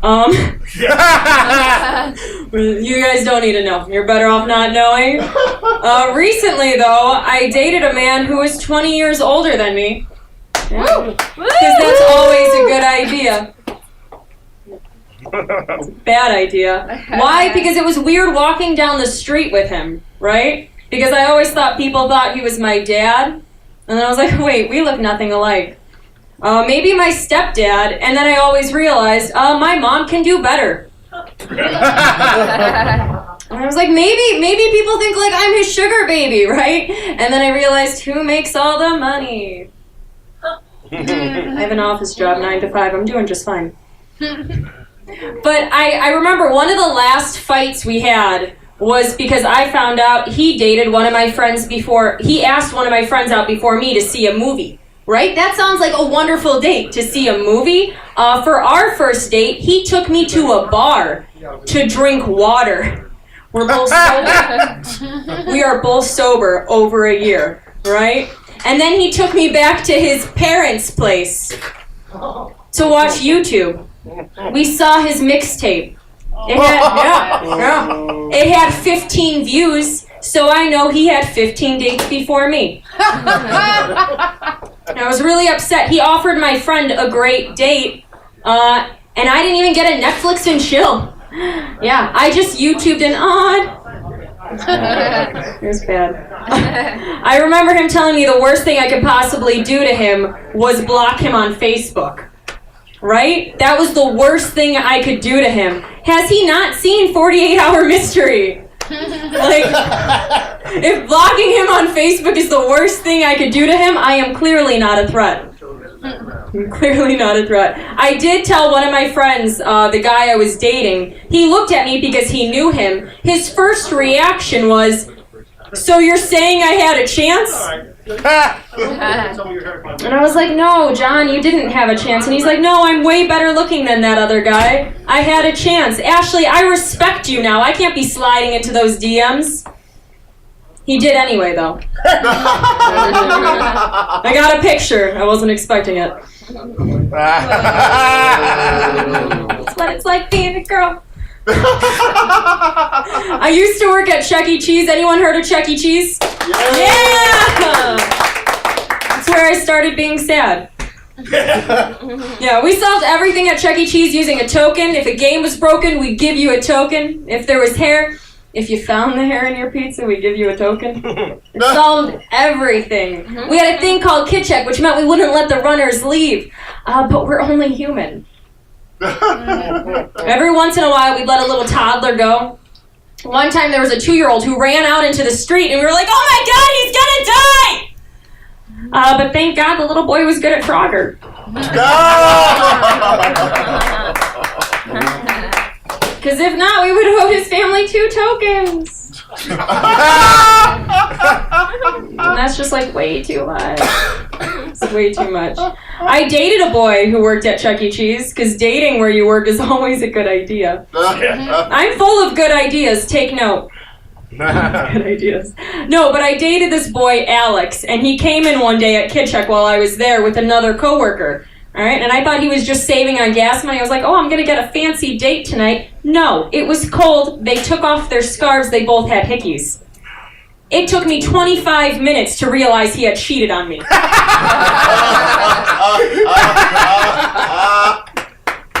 I'm not proud. I ran up to him because I was so sad, and I was like, "Alex, you cheated on me." He looked at me. He's like, "It's the cheese. Anything goes." Oh my God. I was so sad. I ran into my manager's office, Ryan, and I'm like, "Ryan, Alex cheated on me." He grabbed a bunch of tokens, started pelting me with them. He's like, "It's gonna fix you." It did, though. I went on the little carousel for 15 minutes during my break. Really cleared my head. Kid Check isn't just to prevent the runners from leaving, though. It's to prevent kids from being kidnapped. We have a system where we have an invisible stamp, and it has to match the party you go with. If the invisible stamp does not match that party, we have to interrogate the child. Yeah, we do. It's the child we're interrogating, someone whose brain hasn't fully developed, and we're like, "Who are you with? What's going on? Are they touching you?" That's terrible. That's true. But one day, a man and his daughter came up, and the stamps didn't match. So I looked at the little girl, and I looked at the father. I'm like, "Sir, I'm so sorry. I'm going to have to ask her who she is to you, who you are to her." And he looked at me. He's like, "Are you serious? Are you kidding me? Out of all these kids in this Chuck E. Cheese, you think I'd kidnap her?" I felt so bad. Like I whispered in her ear, "I'd kidnap you." Yeah, but looking at my options, no, I wouldn't. Thank you, guys. Give it up for Yeah. Ashley Lusk, everybody. Yay! I commend you dealing with children at Chuck E. Cheese. Like, I'm a gay man with 2 cats. I don't want to deal with anything I can't euthanize. Whenever I think I might possibly want to have a child, I just go to Walmart on a Saturday afternoon. I'm cured. Of course, life's too short to be sober. There's no cure for that. Give a round of applause for Jason behind the bar. Got your $3 domestic bottles, $4 well drinks. Again, vodka's my little black dress. Buy me a drink. And we also have our $4 Jaeger shots and Fireball shots. Give a round of applause for Jason. And bring up our next comedian, Matt MacLane. All right, Shakers, how we doing, guys? Yeah, all right. Just to get something way up top for everyone too. If you think I look familiar to you at all, it's just because I look like a guy who's inside every JCPenney picture frame. Just like holding a golden retriever next to a pile of leaves for no reason. Okay. I tended to like blend in a lot growing up too, looking like every other white guy. Like my parents never actually named me Matt. People just started calling me that as the best guess. And stuck around. Yeah, like I asked my dad one time, I'm like, well, why'd you want to name me Matt anyways? And he's like, well, I thought it sounded like a cool guy name with the alliteration and the 2 M's, you know? Like Matt MacLane, Private Eye. Yeah, I think it ended up being more like Matt MacLane, we've actually met before. He also said that like him and my mom were deciding between naming me Matt and Alistair. Yeah, like I want to be memorable, but not like that weird kid who thought he was a dog in the 3rd grade memorable, you know? Like, I mean, like that name would have sucked growing up, I think, for sure. But like, I kind of regret my parents' decision now because like Alistair is an adult. Seems like he'd be a badass to me. Like Alistair's an adult. Seems like he'd like walk into a party with like a leather jacket, like sunglasses on, indoors, you know? Like no one would call him out on it. Or like Matt, on the other hand, is the guy who just purposely took the wrong train to avoid a coworker. So, like Alistair's popping beer bottles open with his teeth. Matt's a guy who sleeps with a retainer and a mouth guard. I got O's for that. Yeah, well, it's important, you know? TMJ.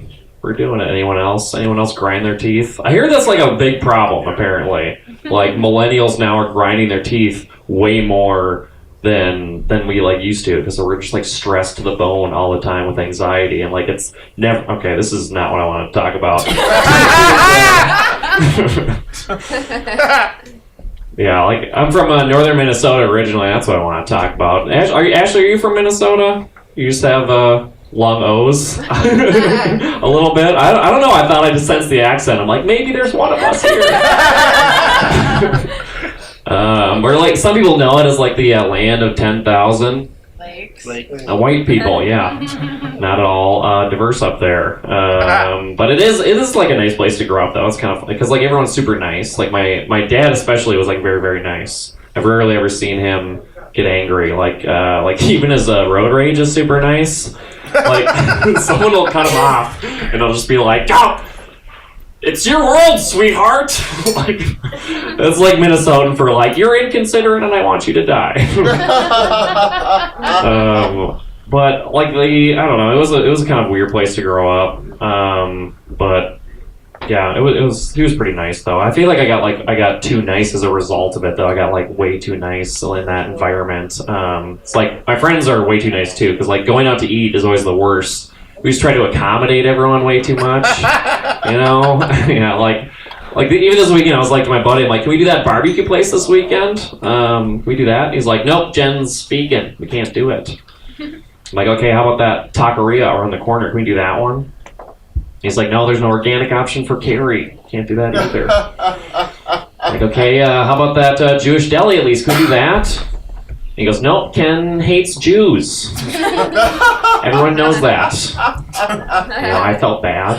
You know, I'm like, I'm sorry. Usually I pick an anti-Semitic place, but made a mistake this time around. I've been in kind of like a weird funk lately, too. I've been in a weird funk. I've been reading a lot of like self-help books to try to get out of it. You guys ever do that move? You're like, maybe I can learn my way out of the depression this time. That'll be what gets it. doesn't work usually. But like, I don't like how Amazon like lumps self-help into the category of like nonfiction though. Like nonfiction, it's such a like broad genre too. It's like it's a category that only refers to like the category that it's not, like the larger category that it's not. It's not. How lazy is that for a name? Like we don't do that with other things, right? Like we don't, just because like the internet is mostly porn doesn't mean we call websites like non-porn. We just call them their own things, right? Sometimes when I order those books online too, they ask me afterwards, they're like, how likely are you to recommend us to a friend? Which is a weird thing to ask when buying a self-help book. It's kind of like saying like, hey, how many of your friends do you think are really not killing it? You definitely need this. And like, I don't know, like how likely are you to recommend us to a friend? What a like desperate question to ask also, Amazon. Like I'm pretty sure you guys are doing fine without my word of mouth marketing. Yeah, I don't know, like gifting someone a self-help book's never really that appreciated either, is it? That's kind of like saying like, hey, I got you something because you need to do better. Not too ideal. Yeah, it's kind of weird. I got like, the surveys in general are out of control. Like I got fired from a corporate job one time, which I'm fine. It was a total nightmare. It was, but like they asked me in the exit interview survey, they were like, how likely are you to recommend us as a place to work? Which is messed up, right? It's kind of like if you broke up with someone, you're like, hey, I know it's not the ideal time, obviously, but how likely are you to recommend me to your hot friends? Now that this is so clearly dead. All right. Thanks a lot, everybody. You've been awesome. Matt MacLane, everybody. Give him a round of applause. Yes. Wow, getting fired from a job and they want to ask you if you'd recommend to work there. I commend you. I one time reported my coworker was sexually harassing me and a week later I was laid off. It was one of those things. And then it got a little bit worse with HR where our final conversation was, you want to do this by email? You don't want to talk to me. Why, I don't have to be nice anymore. We're going to go ahead and bring up our next comedian. Hopefully she's nice. Steph Charaska! Yeah! Thank you so much. Well, hello, Shakers. How's it going? Hi. Keep it going for our lovely host this evening, yes? Yay! Keep it going for Jason behind the bar. He's great. I love him. He gives me my PBR. So I'm really glad the season has finally turned a little bit. Now that it's not summer anymore, it's no longer wedding season. Did anybody have to go to a wedding this summer? Yeah? They're fun. I like them for the most part. My cousin's wedding I had to go to. It was a had to kind of situation. I love my family. They're wonderful. I'm on camera. But it was a wedding planned for 5 p.m. on a Friday in Elgin. That sound right there that happens. And it's super difficult to get out to Elgin when you live in the city without a car. Thankfully, I still have aunts that live in the suburbs that would just like, yeah, get in the car, we'll go together. Oh, sure. It was so much cheaper to get an Uber home than it was to stay in the hotel block in Elgin. So I'm like, yeah, get me home now. I don't want to be in the middle of nowhere anymore. But I did have a great wedding experience. I was a part of my best friend's wedding. She hired me as the maid of honor.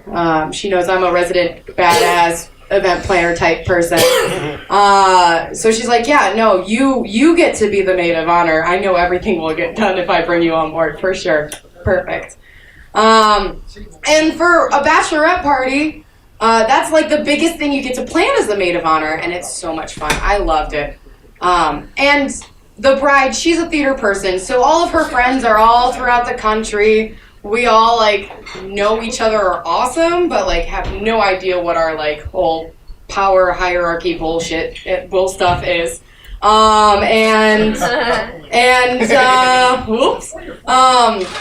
So like that's something that happens when women get together. We try and figure it out, like what's going on. So to mitigate this, I took everybody to King Spa just to level the playing field. So I know some people have been to King Spa here by those laughs. For those of you who don't know, it's a Korean day spa. They have a wet area and a dry area. In the wet spa area, it's all nude. So I asked a bunch of strange women to get naked with me right when they rolled into town. After that, we were thick as thieves. Like, we saw each other's boobs. We furiously looked into each other's eyes and ignored the fact that we all had boobs. It was great.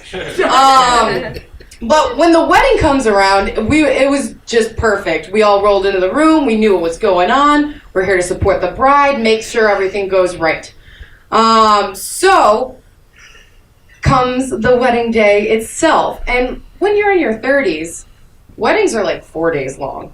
Like, you have the pre-party that happens on Thursday, then you have the rehearsal dinner, then you have the wedding, and then you have the wedding brunch when you talk about all the stories and who laid who and such and such. And so it's like a whole affair you have to stay moderately buzzed for because you went too hard on a Thursday night and forgot you're not 21 anymore. Because weddings in my 20s, it was my first experience with an open bar.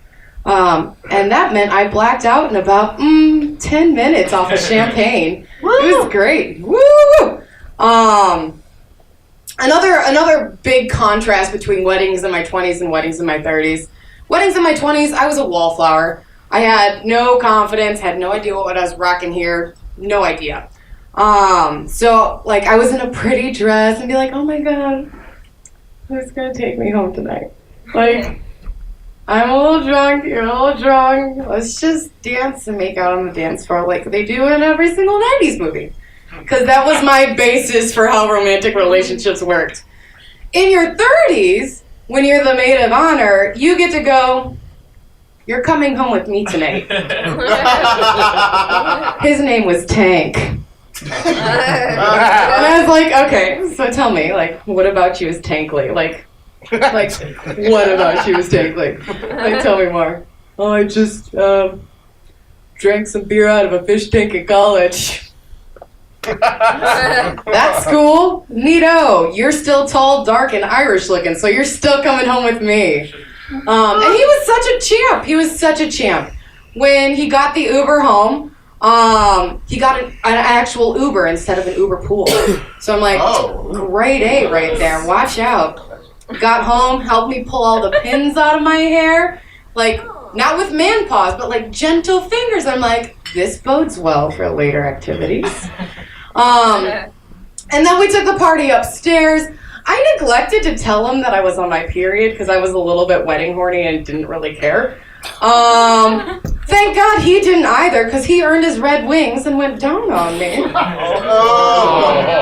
Hey, there's no shame in that. There is no shame in that. He earned his red wings on a one-night stand. Champ. He bought me brunch the next day. It was great. It was great. My favorite part, though, is like the moment after you get back into the apartment, you're like putting it all together like a detective, like CSI happened. You're like, oh, that's where I lost all my clothes, and he kissed me on my neck in that really nice way. Ooh. And I like tracked it all the way through my apartment, went upstairs, checked out my room, like, we had lots of fun here. And then I see right above the bed is a bloody old handprint. Oh! Yep. Thanks so much. That's my time. I'm Steph Charaska. Steph Charaska, everybody. Give her a round of applause. Wow. Yeah, in the gay world, we don't have any celebration for earning your brown nose. We just don't. We're going to bring up our next comedian. Last time she was here was the day before her birthday. Give a round of applause for Bailey Erickson. Thank you. I forgot about that. I recently turned 21. Fuck you older people. No, I'm kidding. I like to drink. I like to drink a lot, and that gets me into trouble. Like when I was younger, right before my birthday, actually, I was out on a date with this guy, went out at the bars, he's buying me drinks, we're really having a lot of fun, and then some cops come into the bar, and they start checking IDs, they're like, ma'am, you need to get out of here. You gotta go. And the guy says with such confidence to the cops, he's like, whoa, officer, she told me she's 23. She's fine. To which I replied, like, hey, I don't know if now's the right time to tell you, but I have a boyfriend. I gotta go, you know? Ladies, no? Okay. No one else in here cheating on your partner? All right. I don't know. I'm getting real sick and tired of double standards. I am. How come when the guys in my office mix whiskey with hot chocolate, it's a fun seasonal treat, but when I do it every morning with my coffee, it's a problem ruining my family? What's that about? I'm looking for new female friends because some of the girls I know are kind of into dumb shit. Like a lot of the ladies I know are really into health and fitness. They all have the mentality like, my body is a temple, whereas like my body is like a rundown Chuck E. Cheese. A lot of fun for not a lot of money. Right, men? No, don't talk to me later. It's cool. Some of the girls I know, they're also really into astrology, which I think is fun because I like not taking responsibility for my actions.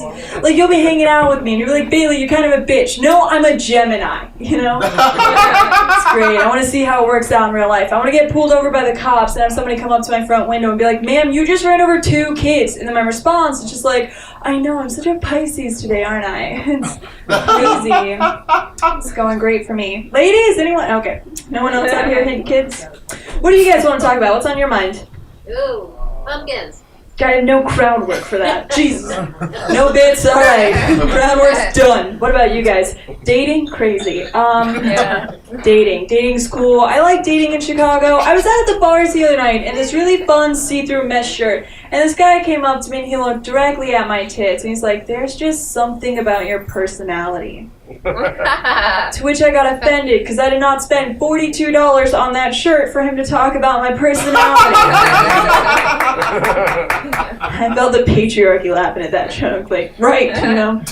I don't know. I do like dating. My ex and I, we used to role play a lot, which was always pretty fun. I would role play as a naughty schoolgirl, and he would role play like a faithful and caring boyfriend. You know? He's so good at it, you know.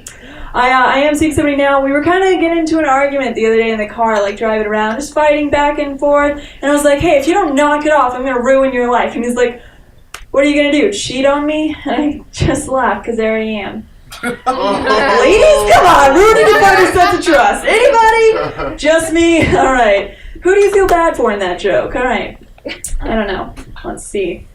Crowd work's going great. I got some new material I want to work on, so here it is. I think for women, I think your nail polish says a lot about you. I think like, right, check it right now and be like, what is she saying? I think if you wear like red nail polish, that's cool. You're like a trendy bitch. I get it, you know.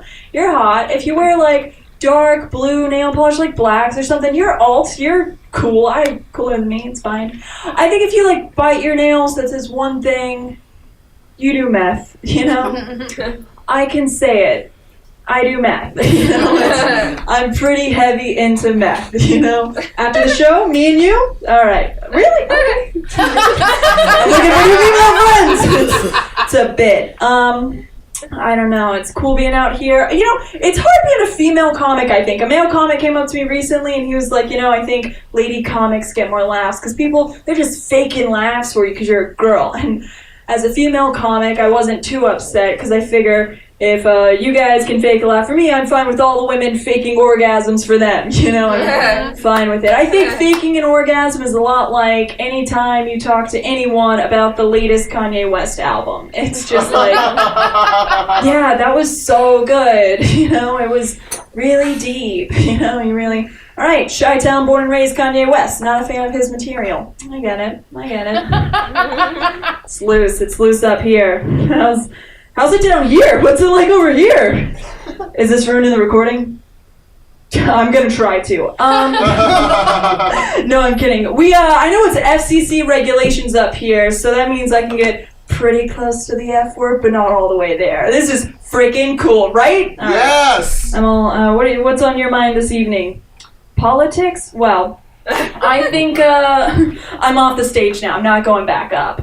Thank you. I think the Trump presidency has changed a lot for me, most notably porn. Like, back in the day, I would watch, like, family-style porn, and it was always, like, a key ingredient in the title. It would be, like, the word step, so it would be, like, stepdad with stepmom, or, like, stepsister, stepbrother. Something that tells you they're not like really related. But nowadays it's always like daddy does daughter. And that's how I can tell rednecks are running the joint. It's topical, thank you. Alright guys, that's been my time. I'm Bailey, thank you. Yay!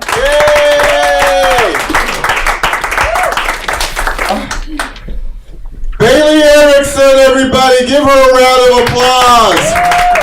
Are we ready for our headliner? Yes, have we had fun tonight here at Shakers? I guess we did. Round of applause behind Jason, behind the bar. Here comes our headliner, Sean Biagan! What's up, Shakers? Yeah! Sorry, I was like, be enthused. I don't know. I moved to Chicago a little while ago. When I first moved here, I didn't have a job, like a real job, but my girlfriend still liked to role play. Do you know what it's like having to put on a fake uniform and still not have a real job? It's very weird. And then when I did get a job, it wasn't one that was like role player worthy. Like it'd just be me like with a headset on, be like, "What do you mean you don't make love to a telemarketer?" Had to edit that joke. Make love? Come on, who says that now, nerds? No, it was weird though, cause like the job was like a bad job, and so when we'd role play, I'd still be frustrated about the job. Like she'd be like, "Yeah, in this fantasy, I'm gonna be a nurse," and I'll just be like, "Yeah, in this fantasy, I'm gonna have health insurance." I haven't worked a real job in a real long time. I've made money. I made a movie, sold it to Amazon. I've toured as a comic, and I've sold art online. But it's a room full of comics. You guys know what it's like having a dream support another dream support another dream, and neither of them have a 401k. If I break a bone, that's just how I live now. I'm just like, oh man, yeah, I limp weird, just dragging this boneless leg. I don't know.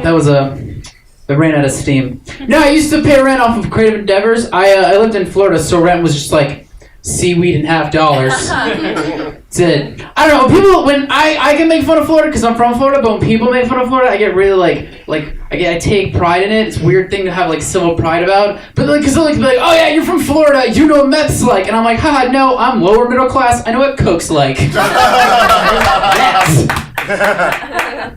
I'm a very awkward dude. People don't believe that because I do comedy. They're like, "You can't be that awkward. You talk to groups of strangers." I can do this. I like doing this. This is the thing. I can talk to people with a microphone attached to speakers in the room. That's what I can do. If you take this away from me and you're like, "Go, try to make friends," and I have to talk to one of you guys, it's just me going, "Hey, I'm sorry. That was really loud.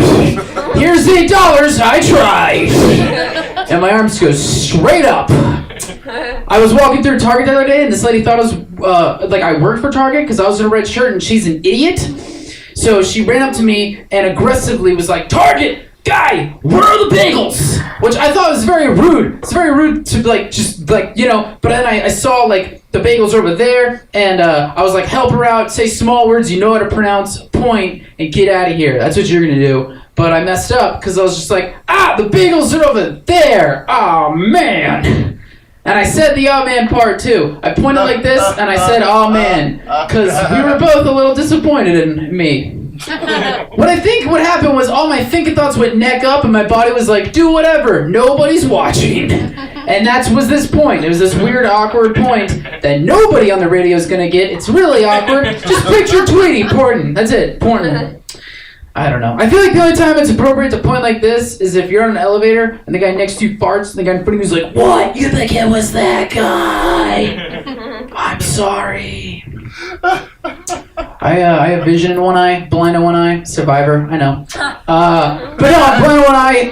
I did a show recently and I said that and I did some jokes and stuff, and this guy stood up and he didn't believe me. He thought I was making fun of people with vision in one eye, and he didn't, because he just stood up with aggression, was just like, "Prove it!"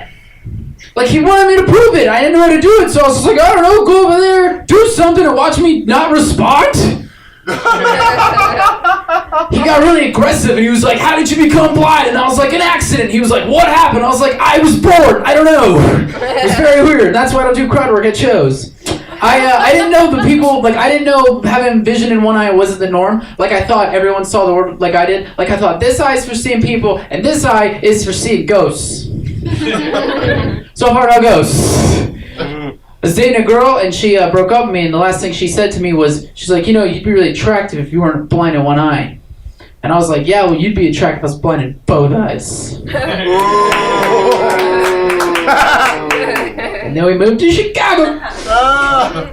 I don't like smoking pot. I feel like I look like a guy that knows how to get bad pot. So I feel like when I say that, people are lying. Like, or they think I'm lying to them. Like, I'm like, I don't like smoking pot. And people are like, really? Shitty version of James Franco? You're gonna lie to us? That's what you're gonna do? No, I don't like smoking pot. I get really, like, I don't like pot culture either. Like, when I hang out with a lot of comics, when they hand me a bong, it's a nightmare. Because I don't know how bongs work. I'm 30 and I don't know how, like they hand me a bong and I'm just like, how do I work this puzzle? And it's them trying to explain it, going like, okay, you inhale, and then you light, and then you pull, and then you twist, and you turn, you push, and in my head I'm just like, is this a bong or a bop it? What do I do? No, you guys are more of a Simon crowd? Alright. Thank you. I do like psychedelic mushrooms. It's cool when you do psychedelic mushrooms. Yeah. Dude, I don't know where to get any, so it's crazy. But like, it's cool when you do psychedelic mushrooms, they say your third eye opens. Cool scene out of two eyes. That's like, it's great. I kind of hate all you guys because you get to do psychedelics and you're like, I'm gonna go talk to God. Bye. I do psychedelics and I'm just like, what? Depth perception? Are you kidding me with that? I get that. I'm like, guys, watch me back up this car with confidence. All right, I'm Sean Biagan. Check out my movie Gut Punch. It's on Amazon Prime. Sean Biagan, everybody, give him a round of applause. Yes. I've been your host. This is Thomas Bottoms. This has been the Bottoms of the Barrel Comedy Show.